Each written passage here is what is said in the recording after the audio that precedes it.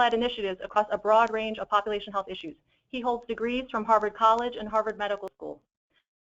Now, during the webinar, we welcome your questions. And up on the menu bar, you'll see a question mark. If you would click there and send us your written questions, we have time carved out to discuss these at the end.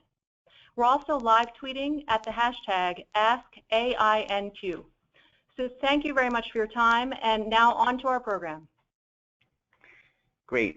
Thank you so much. This is Josh Sharfstein, and I really appreciate the chance to talk about something that is a really interesting and new option for public health, which is the ADT. And today I'll be talking about ADTs, a little bit of background about them for people who may not be that familiar with them, and then how they can be used both across clinical medicine and then really into public health. And we're going through a whole bunch of different potential uses. And I will see whether I can move the slides along. Okay, so ADTs are, as I think about them, a new and simple and powerful source of data that are very much underappreciated. People have a very good sense, I think, of EMRs, electronic medical records, their complexity, meaningful use, all the different things that go into the digitalization of medicine. ADTs are a tiny slice of that, and yet they're a slice that can have a huge amount of value both to clinical medicine and public health. So what are ADTs? I am going to explain to you how I think of them, which hopefully is more or less right, which is they are essentially the message that the registration system generates when somebody gets to a hospital. It's the message that the registration system uses to open up an EMR record or open up a record in the lab system. It's the way that the hospital system of computers already communicates about a patient. So if I am in the emergency department and someone comes by and asks for my insurance and my address and what I'm there for, that is starting a cascade of messages across the hospital, and that core unit of communication is the ADT. And once it's already being sent to the to the medical record system and the lab system, the billing system, a copy of that can be made and reflected to another entity. And so basically, and that can be done very, very inexpensively and simply because the message is already there and it's already being sent. So it's just adding another place that it goes, and imagine that it just goes into a separate system that is collecting them not only from across that hospital, but every hospital in the area. In Maryland, the State Health Information Exchange, known as CRIS, collects ADTs from every emergency department and hospital in real time. That's the other part about ADTs. It happens right then.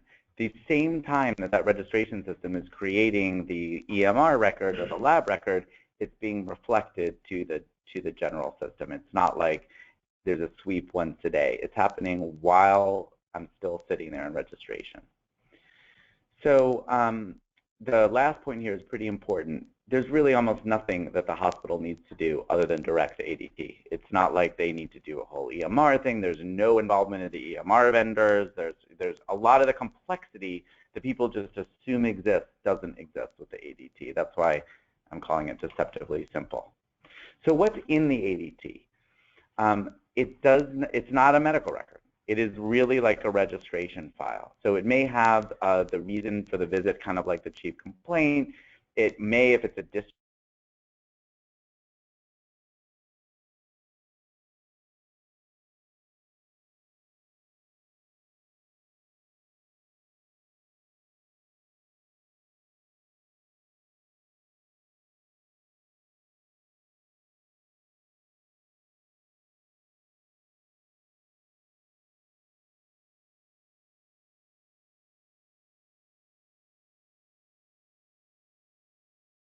have information about race and ethnicity. It will also have address. So these are some of this particular slide shows some of the things that ADTs may have, but this next slide shows kind of the core of an ADT, which is this first box, ADT little hat A03 is the type of ADT message. It will have the name. It will explain what's actually happening. This person's getting admitted to the emergency department. It may have a bit about the core chief complaint. It will talk about their insurance company, and then very importantly, it will show their street address and often, as is here, their phone number. So you will have a lot of information that's coming in a very compact message that can be immediately reflected from the hospital registration system. So what does it mean that this is possible? So what does the ADT make possible? So because there are unique identifiers that can be matched to an individual across different settings, ADTs can be used to track individuals or clinical populations. For example, if I'm in one emergency department one day and another the next day, and both of them are sending an ADT to a common place, someone can recognize, wait a second, there's a patient who's been in both places. And that is enormously valuable without having to do the full, query portal for health information exchange. You can know very quickly, just with ADTs, where people are across your system and with what frequency. Then it has the home address. That has enormous implications for public health. It's very helpful for carriers and maybe helpful for physicians because what it means is you know where the person's from. So it's pretty easy based on having all the ADTs to put together maps of the admission rates in different places, maps of readmission rates at any level of geographic specificity from a technical standpoint. It'll also include time, date, and facility information, which can be used to track patients in essentially real time. And what this means, for example, in Maryland is physicians will sign up to be notified about their patients. They'll upload their panel of patients. And if I'm on somebody's list, say my doctor's Dr. Gold, if I am in the emergency department getting registered, Dr. Gold may get a secure message saying, alert, sign in through the secure system, and it would say, Josh is in the emergency department right now, and the doctor is getting the message right at that moment. So it has this real-time capability. It allows you to do mapping, and very importantly, you're not just counting visits, you're tracking individuals. How does this actually work behind the scenes? This is a bit of a schematic that explains how audacious inquiry systems work. There are others that are out there, but I think they generally work in similar fashion. And basically, the ADTs, starting from the left, the ADTs are created by hospitals. They can be created by urgent care clinics. Then a copy just gets made at the same time. Like I was saying, it's shooting around the hospital, and ADT goes to a central system. At the same time, there are people who subscribe to the notifications under the rules that exist. So the subscribers could be healthcare providers like my doctor. It could be my case manager. It could be my, if I have a specialty program like a mental health provider, maybe they would sign up. It could be that payers are going to be interested in getting notifications to be able to track, for example, people who are frequently using the hospital and be able to offer them services in different places. ADTs are of enormous value to innovative design delivery systems like medical homes and accountable care organizations because, I'm a pediatrician, and when I was training, I would maybe get a fax a week later saying my patient was in the emergency department. But if you're in an innovative delivery system and you're going to get paid more because if your patients are healthier, then you really want to be able to know right away so you can intervene and keep the patients healthy. And so there are enormous value to medical homes and accountable care organizations. I saw that when I was a resident by just giving my pager out to everybody and getting calls up by my patients directly. But this is a very more foolproof way of making sure you know where your patients are. So how are ADTs used in medicine? And this is important to get to public health because it's sort of the base of understanding how ADTs can be used. So I'm calling this the patient assisting ADT, but really when I say the patient assisting ADT, it's the same ADT. It just can be used for all these different functions.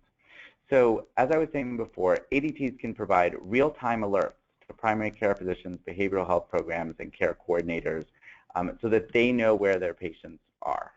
And when I was secretary, I went around the state and talked to doctors who may have been disgruntled about a lot of different things, but they loved getting these results. And patients loved generally that their doctor knew where they were and could be there to help them.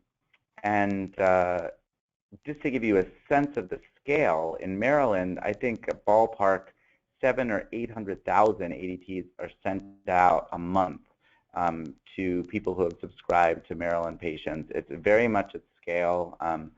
For certain payers, the rates, the chances that a patient is being discharged from the hospital with an ADT going to someone who's signed up for them is, can be well higher than 50%. That most patients leaving Maryland hospitals now, actually, there is a primary care provider getting a note saying, "Up, your patient's leaving," and that gives a chance for all the follow-up that we want to have happen. We're not talking in great depth about Maryland here. There's an opt-out system in case people are wondering, but for the most part, my experience is that the vast majority of people were very happy for their doctors to know that they were leaving the hospital and so that they could get services right away.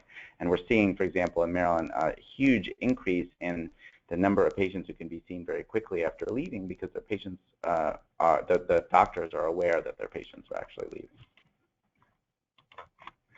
So let's go up one level from the individual patient, the individual doctor, to a practice.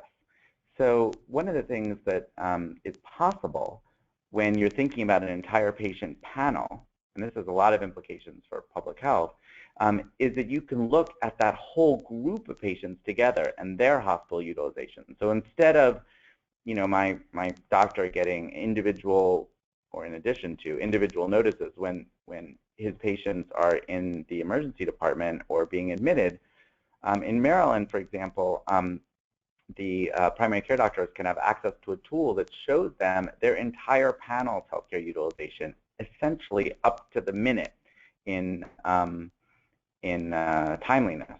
So, for example, you could click on one tab and see all the patients who are in the hospital or in the ER right this instant. You could see another tab, how many people have, who are the people who've been to the emergency department the most.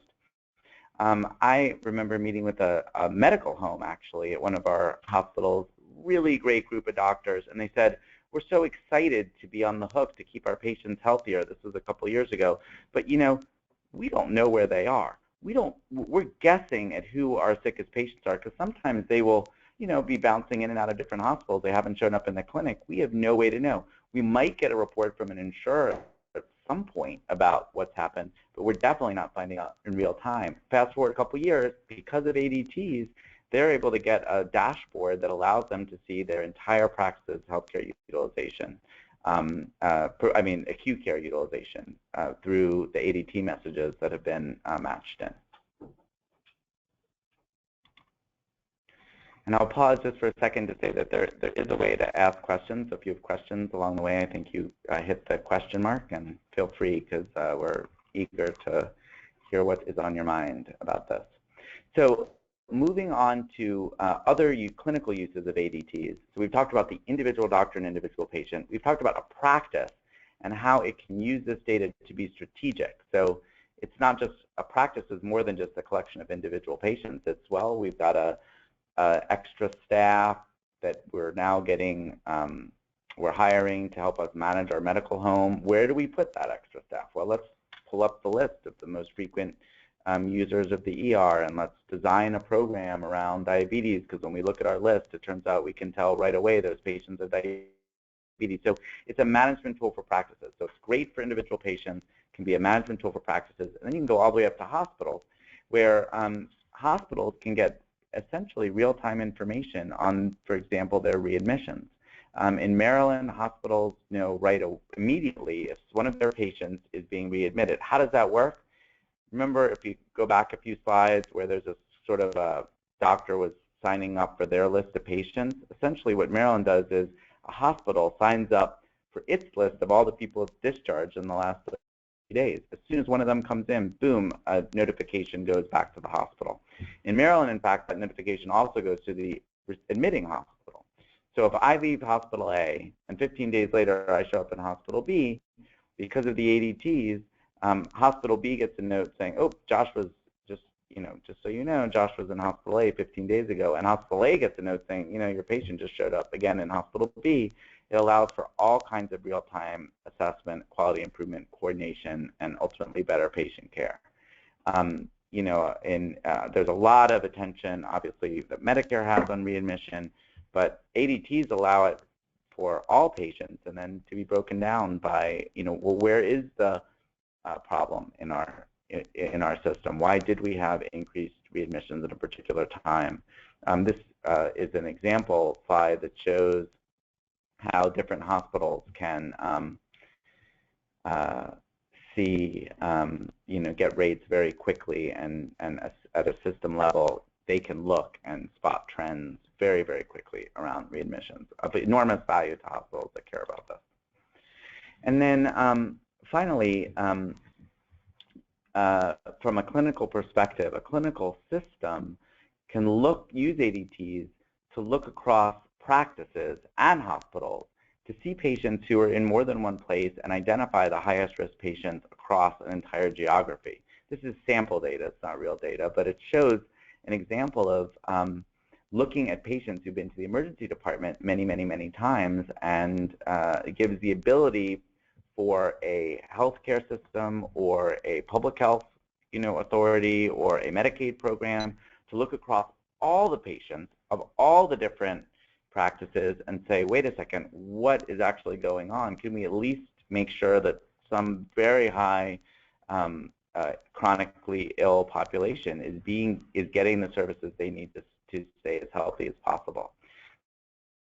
So the last few slides have shown how an ADT not only provides immediate assistance for a patient, but assistance to the doctor running a practice, assistance to the hospital trying to coordinate its services and its systems better, and then ultimately to a major payer like Medicaid or a healthcare system.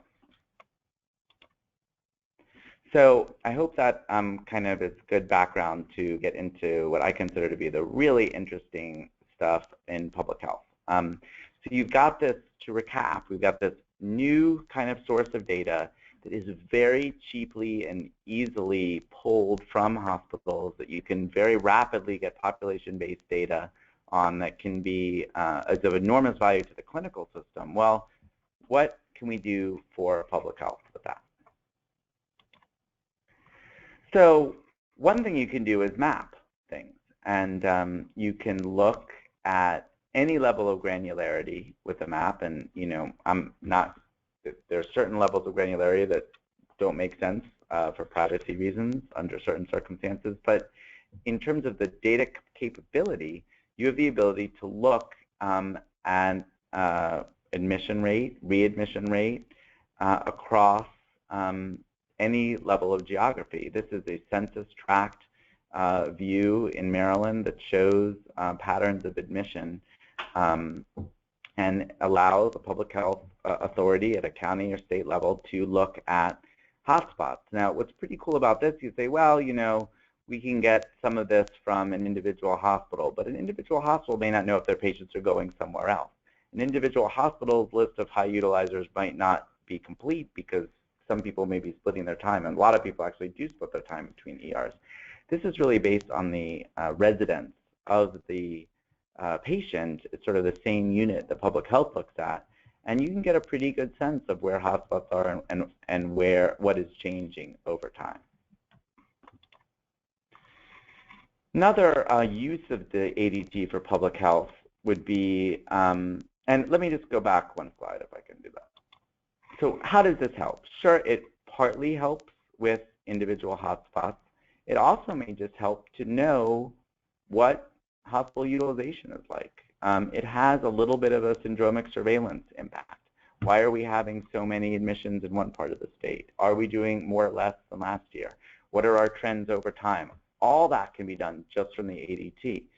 In fact, some of the main syndromic surveillance programs out there are based on the chief complaint that come in the ADT. It's not a very reliable method of ascertaining diagnosis, but at a crude level for looking at respiratory disease, there are algorithms for looking at different chief complaints for that. So you could take that system, map it to the exact address, and you'd be able to say, well, we've got more respiratory disease on, in this case, the Eastern Shore, if that were the case, or what's going on over here. And so it allows you to have a real-time sense of healthcare utilization with some basic information on complaints very cheaply and easily across a vast geographic area.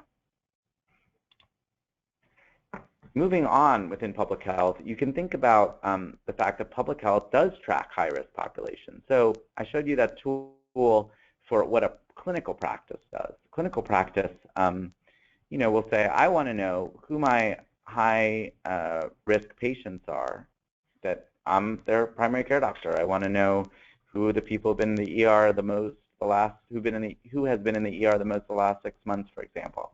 Well, public health departments track high-risk populations too. There may be a special case management program for asthma.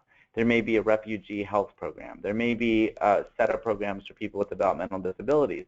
And oftentimes, the public health program, which desperately wants to help that group survive, thrive, and in some cases survive, has no idea if they are being admitted to the hospital repeatedly. Are they going to the ER every day?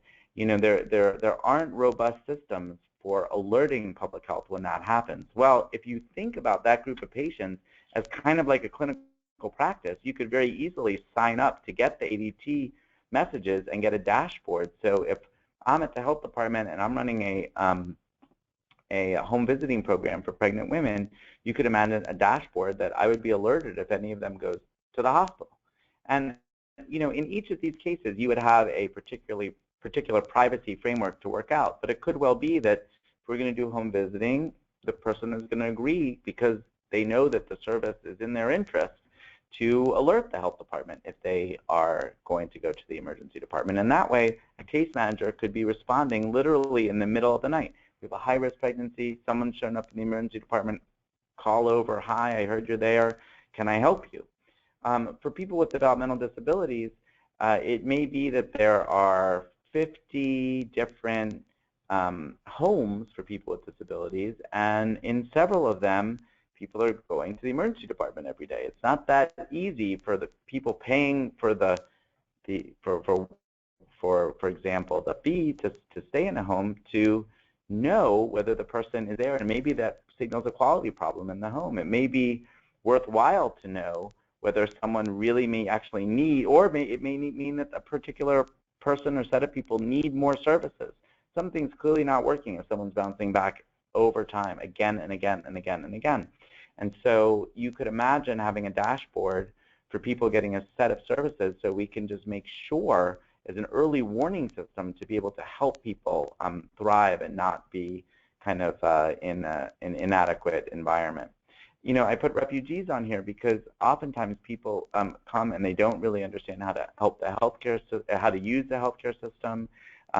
It can be very scary to go to a hospital in the United States, particularly as the bills start coming in. And it may be that there is a program at the health department that is really helping refugees get the right health care, that it makes sense to have a notification if somebody has come to the emergency department so that, again, there can be more comprehensive services. It's kind of like a cry for help to see people going again and again and again to the emergency department. They may not need to. They may be able to be linked into care, get someone who can speak their language, and this would be a way to think about better service from the health department around a particular population. And there are some examples of this I'm aware of. For example, where population of patients tracked by the health department nurses are getting real-time alerts so that they can provide better care.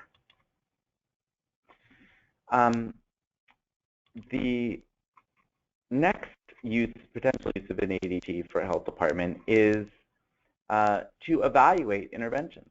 So let's say the health department's focusing on a project like asthma, and that there's a set of kids that are going to get referred to a high intensity health department program that's going to reach out to the family and help them get a good asthma plan together, maybe do some home interventions or home remediation, and you've got some nurses. Well, and you say, okay, we're going to really provide intense services, and we want to know whether they're working. And we don't want to wait. First of all, we don't have the money to do a huge evaluation and get the report in 2 years. We need to know quickly. One of the things you could do would be to sign up for ADTs, use the ADTs to provide value, to know right away when one of your patients is in the hospital or the emergency department, but also to try different interventions and see whether they're having an impact, so that you could actually say very quickly, we took a population that in the previous 6 months had 500 emergency department visits, and after only had 200, and here's how we did it. And so one of the challenges that health departments have is to show the value of what they do, because it's so expensive sometimes to do these big evaluations. But if you have ADTs and you have the ability to look before and after, you can do that quite rapidly with a lot of validity. Now let's leave the patient population scenario. And I hope people who are listening who are in public health departments are getting excited, like I have been, about all the potential uses of ADTs to improve the health of the people that they care for. But we're going to move to a different type of discussion, which relates to emergencies. And public health departments have enormous responsibilities in emergencies and disasters of different kinds. One of the challenges is knowing where there are beds available. And one of the things that ADTs can do, because they know they can track at any moment, if you're compiling all the ADTs, you know who's there and who's not there still in the hospital. You can look at a particular institution and say, well, how many people are there? How many beds are available? And you can use that to help direct in an emergency where patients need to go. And this is a little bit more of a looking to the future concept, but it's information, again, that could be fairly readily gleaned from ADT information. And then similarly, since the system knows where everyone is, you could stand up very rapidly a kind of where is my mother function, where you could see right away where people are. So even if someone's not signed up for the ADT, in an emergency, you could turn on a function that would allow one simple query portal to ask all, just to query the pool of ADTs, is this person somewhere, And if you think back to Hurricane Sandy and how hard it was to find where people went, and people are calling 23, 24 places to try to find their parents, it could actually be very, very easy to give access to this only in an emergency. You just stand it right up to a call center, for example.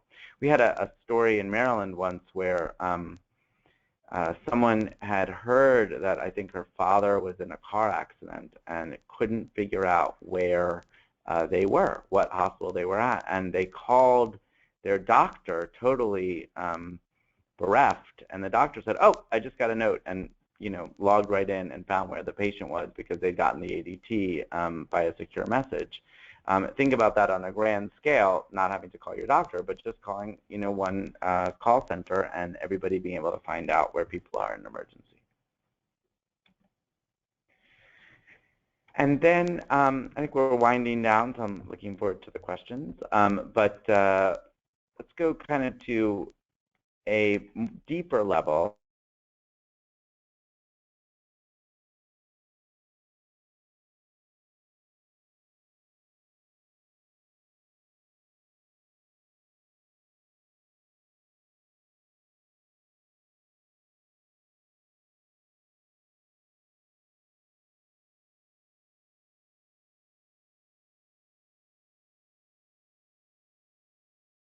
over time.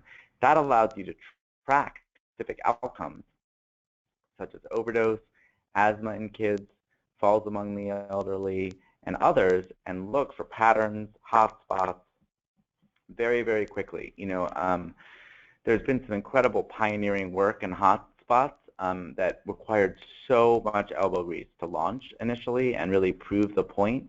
But it can be taken to scale very easily if you've got ADT, an ADT pool of all the information about where patients have been, and you can match it generally very quickly with a data file with discharge information. I know in some states, for example, the Hospital Association may have a discharge file, or it may be reported somewhere. You get that, you match it in, and suddenly you've got a near real time.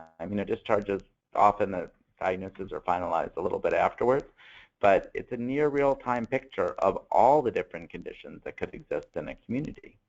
I wrote a JAMA blog called Using Healthcare Data to Track and Improve Public Health.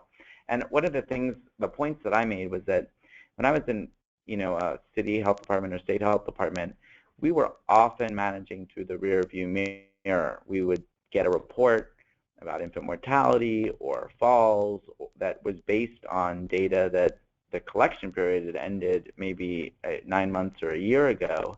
And then we would try to use that analysis to kind of set a course, but then we'd have to wait a bunch of time before we found out whether that was having any impact. And what ADT data does, particularly when you come out to a discharge diagnosis, is it gives you the ability to completely accelerate that cycle.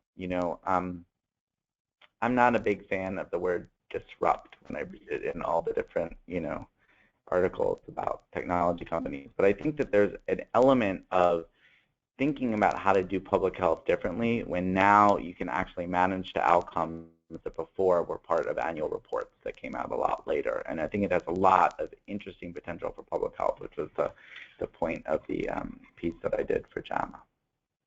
And if you think about these different topics, overdose has a lot of implications. If you can identify places where people are being seen so that people can, there are programs that emergency departments can do and health departments can work with emergency departments to do that can significantly lower the rate of relapse. Asthma in children, you could look for community hotspots and go to those places and see maybe there are problems with pests, problems with the code violations. I met with one health department. They said they're doing this big project on code violations. And I said, well, are you looking at any of the health outcomes? Like, it's just so complicated to look at the health outcomes. Not if you can stand up a system where you're tracking the ADTs and the addresses, because you could just look before and after very quickly. So, they could see whether having a big, expensive push on enforcing code violations in a particular area is having an impact on kids' asthma, for example. And then falls among the elderly, that there's a lot of evidence of different kinds of community interventions for falls, but where do you put them? How do you know that you're putting them in high-risk places? How do you know when you're implementing them that they're working? Well, if you have a surveillance system based on very rapid healthcare data, you may be able to be much more effective than just implementing programs and checking in quite a while whether they're having an impact. Or in many cases, public health just doesn't have the resources to check it all. There are different types of maps that are available in Maryland. In Maryland, for example, where this is done, we have a bunch of public-private coalitions that are working to improve 40 measures of health, and a number of those measures can be tracked through Health Information Exchange, and the different coalitions now have access to data at a zip code level directly from the healthcare system that is updated as of, I think, the previous month or so. So it really creates a much, much more up-to-date picture of health, and I think has enormous potential for the future. So let me end with some thoughts, and then we'll have a good 15 or 20 minutes for questions. First of all, I'd like to point out that a key part of getting ADTs to work is partnership. If you've got hospitals that won't share ADTs with public health, that's not a good, doesn't allow you to get the value. But the flip side is, from a hospital's perspective, if they do share ADTs and they're used for productive programs, then it can help them under particularly modern financial incentives that reward them more for community health. There's huge value to hospitals, just as there's huge value to public health, to figure out a non-competitive framework for sharing this information. And most importantly, there's huge value to patients. I mean, patients really care that their doctors can know that somebody was, if their doctors can know that somebody was seen, that they were seen in an emergency department previously, that they've been admitted somewhere, they can be cared for better. And then I do think that there's just enormous value, even within the public sector, to the Medicaid program. The ADTs, when I was at Maryland Medicaid, which was in our health department, one of the common issues was that the Medicaid program paid managed care organizations to be responsible for populations of patients. But at the state, we didn't really have any real-time information about how those patients were doing. We had to kind of rely for quite a long time on the word of the managed care organizations, and eventually they would submit the data and we could do our own analyses, but it was often months to a year later that we really were doing the kind of audits that were necessary for the real look at how things were going. Well, if you could set up an ADT and you could look at it not by geography, but look at it by managed care organization, and that would allow the Medicaid program to really have a good sense of who the key patients of focus for those managed care plans are, whether they're being successful with the kinds of initiatives that they're doing, what the key problems are perhaps within each managed care organization, and it would allow for just a much smarter type of oversight than I think oftentimes is possible. At the same time, it creates great collaboration between public health and Medicaid, because if Medicaid is looking and saying, boy, we've got a population of people between 50 and 60 in this community who are all having this problem, that they can look to the local health department, they can look to the state health department. Can you design a program to take this on? We'll be able to follow the ADTs to see whether the people are actually able to get healthier, able to use fewer healthcare services, and then we can decide in the Medicaid program whether this is creating value for us. So instead of like the traditional discussion where public health goes, look at this paper, look how important this is, please can we figure out a way to fund this, and sometimes that works, sometimes it doesn't. You can say, hey, we think this could work. You've identified a population or a geography where we have a need, let's do it, and in a few months let's look at the results. And it could create a real bridge between public health and Medicaid, which in obviously many states are different agencies. So that concludes my whirlwind tour of the various opportunities with ADTs. It is really an interesting development in healthcare data. I think there's so much attention paid to EMR data and query portals and adoption of electronic health records, and relatively so little to the kind of junior cousin sitting in the corner who is very, very simple in nature, but actually deceptively powerful. So I hope you agree with me, and I'm interested in any questions that you have. I'm joined here by Scott and Rob. I also want to thank everyone at CRISP who did some of the work that some of the slides reflected, Health Share Exchange of Southeastern Pennsylvania, the Mirth Corporation, and others here at Audacious Inquiry. So I will pause, and maybe someone will tell me whether we have questions. Or let me, before we get to questions, let me turn to Scott Afzal, who's one of the leaders at AI, as well as one of the senior people who was involved in the development of the Maryland Health Information Exchange, and see whether I got anything wrong. Scott? No, I think you nailed it. I think overall the point is that fundamentally there's so much value tied up in the ADT, but laying that framework of ADT connectivity just sets the stage for so many more opportunities from there. I think that the great example that you laid out was the ability to then link in other data sets, and the reality that those data sets do exist throughout the country. I mean, many times we use the example here sitting in this room of Maryland and much of what Maryland's been able to accomplish, and folks might say, well, there's a unique payment model in Maryland, or there's a unique data set in Maryland. But as you look around the country, there are many states and Medicaid enterprises and hospital associations that do collect aggregate discharge data sets, and the ability to then join that to a unique identifier created from the ADTs, a geocode generated off the address, opens up this whole array of really powerful delivery system and public health system opportunities. Great. We have some questions. The first is, will this webinar be recorded and available for reference? And I think the answer to that is yes. And we will also have the slides posted. The second is, we are a payer and receive ADT data, but the data is inconsistent from hospital to hospital. Most of what we receive is inadequate. What, for example, is done in Maryland? What does AI do to make sure that the data is standardized and essentially what Dr. Sharfstein is saying is actually true? Yes, so I'll take that. Yes, please. So that's a great question. And I think in fact, we were talking about this earlier today. Establishing an ADT connection to a hospital is generally easy, but there are things you want to communicate to that hospital on the front end in terms of what to incorporate in the base feed. Things like, for example, is the discharge disposition there? Are they including the phone number at the time of the hospitalization the patient provided? Are they including chief complaint? Are they able to provide discharge diagnosis even in the discharge message or some follow-up message?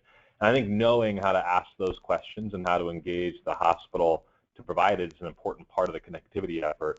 We've been through this cycle a number of times, both here in Maryland and elsewhere, and there's a bit of an art to it in terms of how do you make fast progress with hospitals to get connectivity going and improve the service over time, but getting as much as you can up front without kind of really slowing the process down. And if I could jump in for a second, I think one of the issues that can come up is that the matching part of this is very important. So if the matching is not done well, then the individuals aren't identified across different systems, and so the quality of data that's going to go to a doctor's office or a payer or someone is not going to be that good. And I think it's very important in that ADT world that you have a matching system that both certainly doesn't match things inappropriately, but also is relatively robust and can be tuned up. And in Maryland, we saw what generally would happen is that if there was a population that wasn't getting matched, we would look real carefully and figure out if there was a way that we could adjust the algorithm to make sure that they were matching in.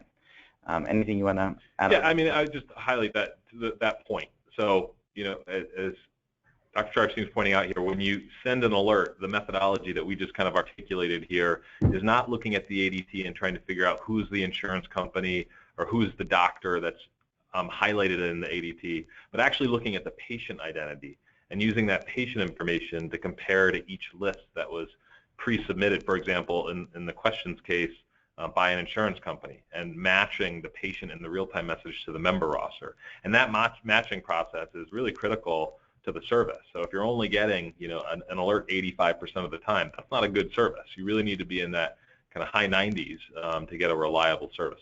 Within each message, we then need to make sure that it's incorporating all of the key content that a given subscriber like a carrier would expect to receive and that's possible to receive from an ADT. Ideally, what you have is it could be the state HIE like it is in Maryland, somebody responsible for the service who is then responsible to making sure that it's continually improving.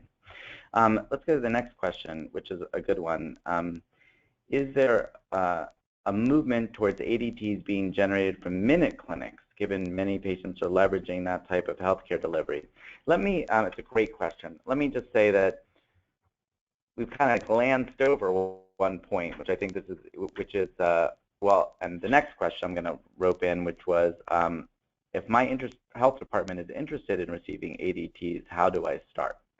So that's a good question. So how is it? are the ADTs just, tuning the radio dial to a certain number and then they all come pouring in, or what do you actually have to do?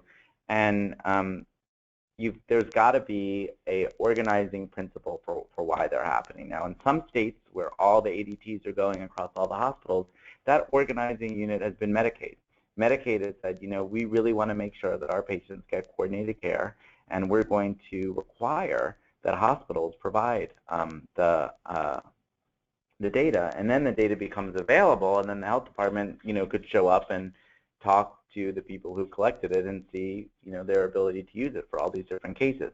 In other places, it may actually be that emergency preparedness function that really drives the need for this, and you may say, okay, well, our emergency preparedness, we really want to know. There's so many hospitals close together. It's vital that we have the ability to do patient lookup. Out of an emergency preparedness, we're going to go around and ask the hospitals to contribute, and depending on the authority of the health department, they may be able to require it if that's necessary. In Maryland, we did not have to require it. The hospitals did it voluntarily. This relates in part to our payment system. Everybody saw value from it. And generally what we found is that the more people were doing it, the more everybody liked it in Maryland. So it's not something where people were kind of pulling away from sharing. Once they started, they were very enthusiastic about it. But there may be other paths to sharing. It could be through the health information exchange and participation in the health information exchange for other types of value that is generated for the healthcare system. So with that in mind, that there's no one clear path to getting the ADTs moving, the question about the Minute Clinic is that's something that could be done. If I'm seeing some nods, but I would guess that most urgent care clinics have a similar type of ADT system that is, again, opening that medical record. When people walk in, they're not the system isn't the electronic medical record system. It's another system. And an urgent care clinic could basically is creating one of these ADT messages. You just make a copy, do the same thing, and suddenly you can get information on patients who were in urgent care. And that is then available. And figuring out the justification for that, figuring out the legal authority if necessary, the structure of that discussion is something that could totally happen locally. One of the things that I've seen is that people, and this is a message both to people who work mainly with health data and then the people on the public health side, is that oftentimes in states they're not co-located. You've got the health department doing its thing under a lot of pressure on one hand, and you've got the health IT system really oriented towards clinical care. And having the health department show up and say, hey, what's going on? Wonder whether we can collaborate on things is actually very much welcomed by some of the people working in health IT, and it allows them to think more creatively about the uses of information that could ultimately provide some financial sustainability for the data sharing. As an example, that emergency preparedness case, if a state really wanted to do that and drive ADT feeds, they may find a very willing partner in either a hospital association or a health information exchange to pull people together to do that. And you may be able to write that into a CDC grant. And the CDC would say, wow, this is pretty cool. This state is now going to have the ability to do this in an emergency in a meaningful way because they know that ADTs could do this. You're really kind of just starting. And so I think public health may think, oh, they're so focused on clinical medicine they don't want to talk to us. But I think that, my experience certainly was that there's a lot more common ground than people may think, and that public health can be a way for services to develop that adds value to many different aspects of the enterprise. And even if, public health is saying, we have this really high-risk group of patients, say it's a group of very chronically ill patients, we're very worried about them, and we have this special way of financing them. A lot of states have certain high-risk populations that are different financing plans, and you start getting the ADTs, you may be able to pay for systems that are relatively inexpensive, even out of the savings that you're generating, for example, for a high-risk patient population. So let's see. We've got a question on Twitter here. Could be somewhat of an insider question, yeah. Which is that is it true that crisping is a verb used anecdotally to look up Maryland notifications? CRISP is the Chesapeake Regional Information System for patients. Since this is a webinar, I'll tell you my joke about CRISP, which is that the logo for CRISP is a crab. And usually when I was presenting in front of CRISP people when I was secretary, I would say, I'm not sure why it's a crab, although it probably is because it's Chesapeake. But I'd say maybe it's because if a patient has crabs, you can find out whether they've ever had crabs before by checking CRISP. So, you know, generally the people at CRISP did not find that funny. But in fact, in Maryland, and I was just doing a talk yesterday morning, and I asked whether people use CRISP as a verb, and everyone raised their hand. The people say, like, you know, have you crisped the patient yet? Have you looked to see whether they have a information in the Health Information Exchange? My medical school roommate, who is now at the Harvard School of Public Health, tweeted, you know, I can't believe I'm seeing patients and I'm still getting records faxed to me. Not that long ago, and I responded that I just met an emergency department doctor in Maryland who can't remember the last time that they did that. One of the things with ADTs is that it really changes people's conception of clinical practice. Once you've taken care of patients and you know exactly when they're in the emergency department and you get a note the day they're leaving and you can plan around their hospitalization and you're not just wondering where your patients are, it's really hard to go back. And we've heard that from a lot of different doctors, that it's made clinical care more fun, and it has that potential to do that for public health too, if you're thinking about a high-risk group, which oftentimes is, you know, can be frustrating in some respects to take care of, to be able to be there at their times of greatest need, to be able to be thinking and getting results very quickly about whether different projects or programs are working. It can be very rewarding and help actually address some of the burnout that tends to happen sometimes in very difficult clinical and public health type situations. Let's see if there are any other questions here. I don't know if this reloads.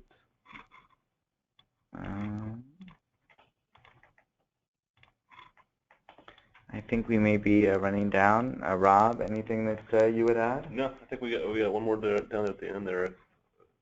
We already kind of covered that. Yeah, I said this is okay. The how do I get started? You know, I'll just say that I'm sure the team here and myself just generally, if there's a health department out there that is interested in learning more, feel free to contact me. I'm reachable at joshua.sharfstein@gmail.com, and you have also probably through the website ways to contact Audacious Inquiry, even just for general information.